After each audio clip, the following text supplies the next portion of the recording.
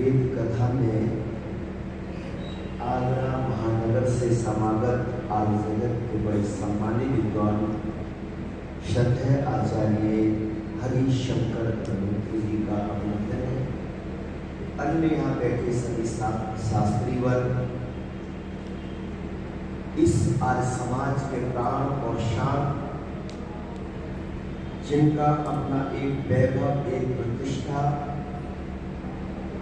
कलकत्ता जैसे महानगर के अंदर एक अपनी पहचान है। वो इस भारत की प्रथम राजधानी कलकत्ता ही बनी, उसके बाद दिल्ली बनी। मैंने वो 8 दिन में रहकर महसूस किया कि वहाँ आपका बहुत सम्मान है और आदर है, और दानी महानुभावों में भी आपका नाम वहाँ बहुत आगे श्रृंखला में लिखा हुआ है। अच्छे अच्छे लोग वहाँ के आपको रिस्पेक्ट करते, सम्मान और इज्जत देते हैं। ये गौरव उनका नहीं, इस आर्य समाज, मालटाउन और हिसार और हरियाणा का है। इस तरह के हमारे प्रतिभा के धनी वृद्ध पुरुष है प्रधान जी, बहुत आदर के योग को ही पूज्य माता जी, मैं उनको नमन करता हूँ।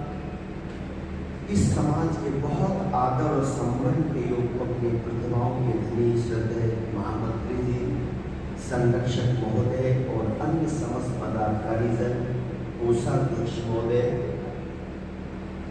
भक्ति शक्ति श्रद्धामयी मां शक्ति, गुरुकुल के पढ़ने वाले छात्र और छात्राओं, आज छात्र हैं, बेटियां नहीं हैं, और उनका भी अभिनंदन करना है। इस आर्य समाज के बहुत से योग विद्वान, मिलनसार और कर्मनिष्ठ, और जिनके पास अनेक प्रकार की प्रतिभाएं हैं, हमारे बहुत आदर के आचार्य श्री सूर्यदेव वेदांशु जी। मेरा नाम भानु है, इनका नाम सूर्य है। अलग अलग पर्यायवाची है, पर दोनों वेद के प्रचार में ऋषि विचारधारा को फैलाने में विकास करने में लगे। तो ये हमारे आचार्य की विशेषता है। ये लोगों को जोड़ देने की कोशिश करते हैं, और इनका एक एक कदम आर्य समाज मालटाउन के बढ़ाने के लिए प्रयत्नशील रहता है। क्योंकि हम जहाँ रहें, हम उसके प्रति वफादार रहें। मेरी पहचान, मेरी इज्जत, मेरी शोहरत, मेरा जीवन है तो मैं जहाँ जुड़ा हूँ वहाँ से है। तो ये हमेशा इस आर्य समाज के लिए प्रयत्नशील, और यहाँ के समस्त लोगों की प्रशंसा भी बहुत है। तो मैं बहुत अच्छे से रहता हूँ, और हमारे अधिकारी लोग बहुत अच्छे हैं, हमेशा यह नया नया करते हैं। जब मैं पहले दिन आया, मैं भोजन कर रहा था, कहने लगे शास्त्री जी 450 थाली खरीदी है। मैं तो दंग रह गया। मैंने कहा क्विंटल, बोले 2 क्विंटल से ऊपर वजन था। मैंने कितनी बड़ी बात है। तो मैंने कहा आपका आर्य समाज की राजसी आर्य समाज है ना। आर्य समाज कोई ऐसे वैसे थोड़ी, आर्य समाज जो है वो एक सार्वभौमिक संस्था है, और ये राजाएं, राजा लोग जुड़े हुए थे। ऋषि ज्ञानंद के समय वो राजाओं से संपर्क करते थे। कल एक कार्यक्रम हुआ उत्तर प्रदेश में, तो योगी जी गए थे, मेरे मित्र हैं ओम प्रकाश जी, गस्ती के, उनकी योगी आदित्यनाथ जो उत्तर प्रदेश के मुख्यमंत्री, उनसे बहुत आदमी है। और योगी जी में विशेषता है कि वो ध्यानंद के बड़े कट्टर भक्त हैं, और सत्यार्थ प्रकाश के बड़े कट्टर भक्त हैं। उन्होंने कल बहुत अच्छी स्पीच अपनी दी है आर्य समाज और ध्यानंद के विषय में। लोग उसको इतिहास में लिखेंगे। कितने बढ़िया उन्होंने शब्द जो प्रयोग किए थे आर्य समाज और ध्यानंद के बारे में। अगर कोई राजनीति में हो, मैं किसी राजनीति की पार्टी का प्रचारक नहीं हूँ, लेकिन कोई व्यक्ति जैसे माननीय हमारी इंदिरा गांधी जी आज हमारे बीच में नहीं, बहुत बुद्धिमान थी।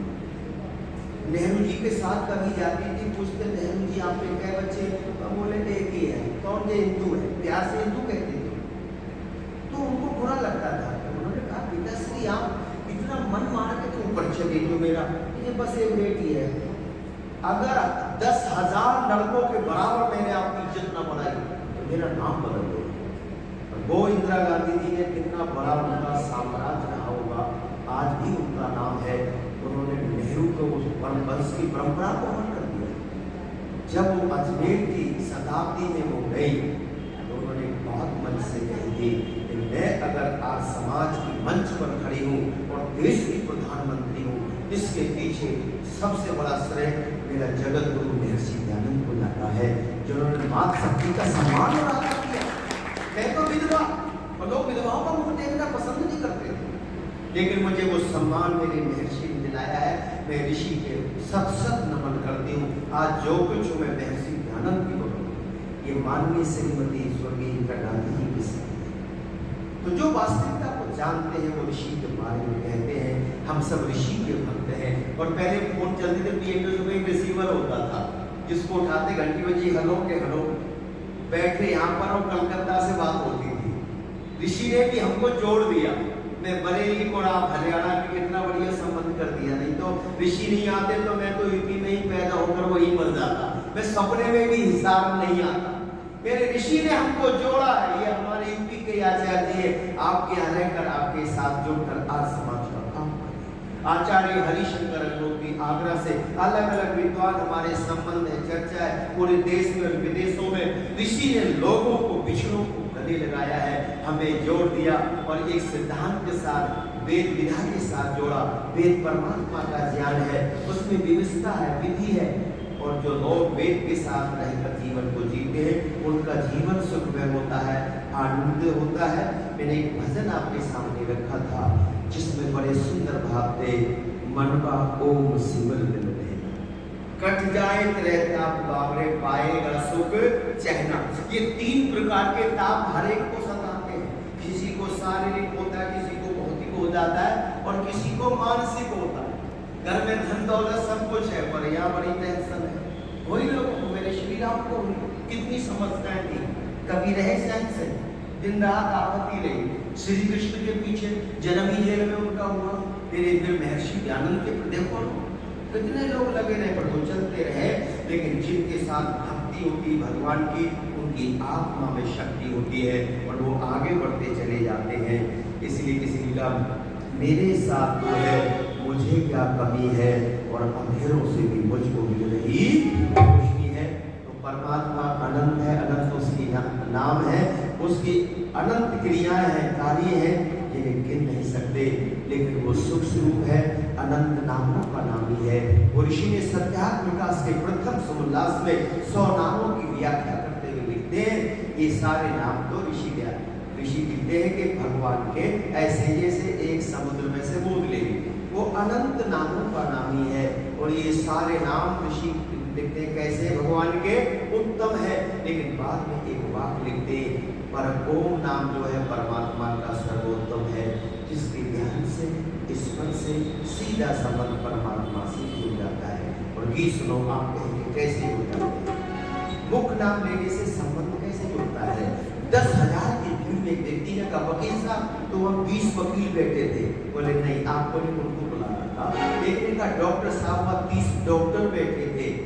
उसने उनका उप नाम लिया, गौरिक नाम लिया, जो गुण था उसके आधार पर जो नाम रखा। लेकिन जब मुख नाम लिया और उन्होंने कहा शैलेंद्र कुमार जी, त्रिपाठी जी, वो कहता 10,000 में सर मैं पीछे यहाँ पर बैठा हूँ, अभी आपके पास मंच पर आ रहा हूँ। जैसे भीड़ में किसी का मुख नाम, निज नाम लेने से वो व्यक्ति एकदम हमें उपलब्ध होता है और उससे हमारा संबंध होता है। इसी तरह मेरे ऋषि कहते हैं, अनंत नाम परमात्मा के वो सब उत्तम है, पर ओम नाम सर्वोत्तम, उसका मुख नाम है, निज नाम है। जैसे इस शरीर की पहचान किससे होती है? मुख से। एक आदमी पर्दे के पीछे था, एक होली किया, हाथ निकाला, वो लोग पहचानो। अब हाथ से कोई पहचान सकता है? कोडी से पहचान सकता है? चेस्ट से पहचान सकता है? पीठ से नहीं पहचान सकता। लेकिन कहा भाई ऐसे नहीं पहचान सकता, अपना चेहरा दिखा दे, मुख दिखा, एकदम पहचान दूंगा। इस शरीर की पहचान भी इस मुख से होती है। इसी तरह से परमात्मा का निज नाम और मुख नाम क्या है? ओम। और अपने आप निकलता है, दर से लेना ही अपने आप ही निकल कर आता है। हम ओम का ध्यान करें। और मेरे साथ गुनगुनाए, बड़ा प्यारा गीत है। ओम नाम मधुर नाम गाए जरे, गाए जरे, बोले बोल के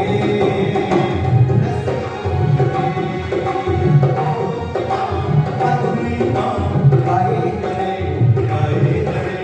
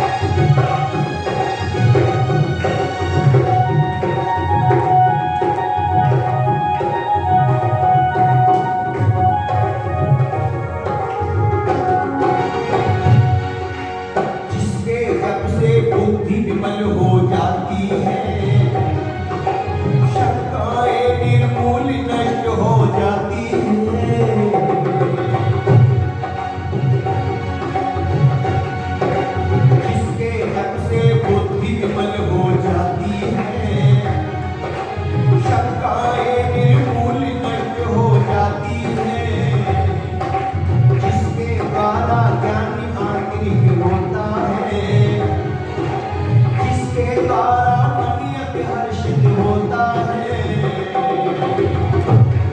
वो हिगाले मनी में बसा ले, अनमोल जीवन संभाले बना ले, गोविंदा मधुरा गाए करे बोल बोल के रसी बोल के, गोविंदा मधुरा गाए करे बोल बोल के रसी बोल के, ध्यानी लगा ले मनी में बसा ले, अनमोल जीवन संभाले बना ले, गाए करे बोल बोल के रसी बोल के।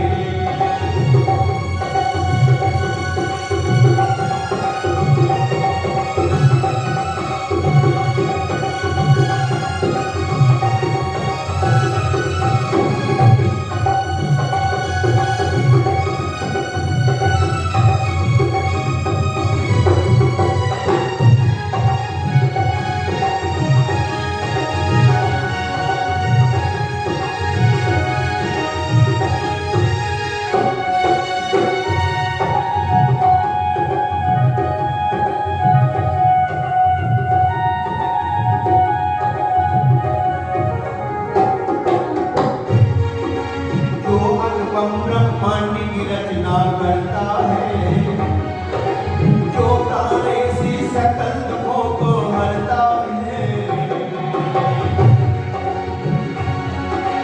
जो अनुपम ब्रह्मांड की रचना करता है, जो तारे से सकल दुखों को हरता है, देश भक्ति प्रभु भक्ति इसको प्यारा है, निर्मल पर एक सहारा है, उसको ही गाले मनी में बसा ले, अनमोल जीवन संभाले बना ले, गोविंदा मधुरा गाए करे बोल बोल के रसी बोल के, गोविंदा मधुरा गाए करे बोल बोल के रसी बोल के।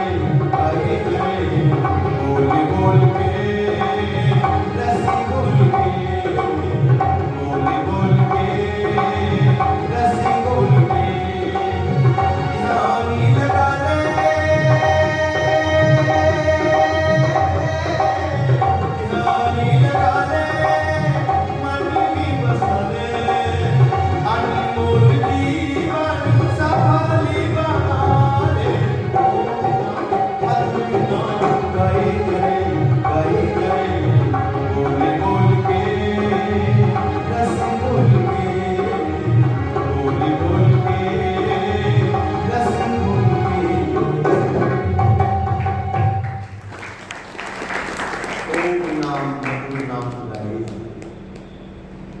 जो सुख स्वरूप है, दुख विनाशक है, हमारे जीवन को संभालता है, जो चींटी से लेकर हाथी तक की व्यवस्था करता है। एक नौजवान शादी के विवाह मंडप से बाहर, पुरोहित ने कहा सावधान, विवाह संस्कार होने वाला है, ये ज्येष्ठ और श्रेष्ठ बड़ी जिम्मेदारी का आश्रम है। मेरे महर्षि ने लिखा जो गृहस्थ आश्रम की निंदा करता वो खुद निंदनीय है। जितने भी दुनिया में ऋषि महर्षि विदुषी माताएं जो भी हुए वो सब गृहस्थ हैं। तो ऋषि लिखते हैं कि वो ज्येष्ठ है और श्रेष्ठ आश्रम है। तो आचार्य ने कहा सावधान, पता नहीं कौन सी बात उनके मन में आया और बोले अब सावधान हो गए और उठ कर भाग गया। रुका नहीं, वो भाग गए। उनका नाम था समर्थ गुरु रामदास और वह गुरु जी किसके थे? शिवा के। शिवा के गुरु थे समर्थ गुरु रामदास।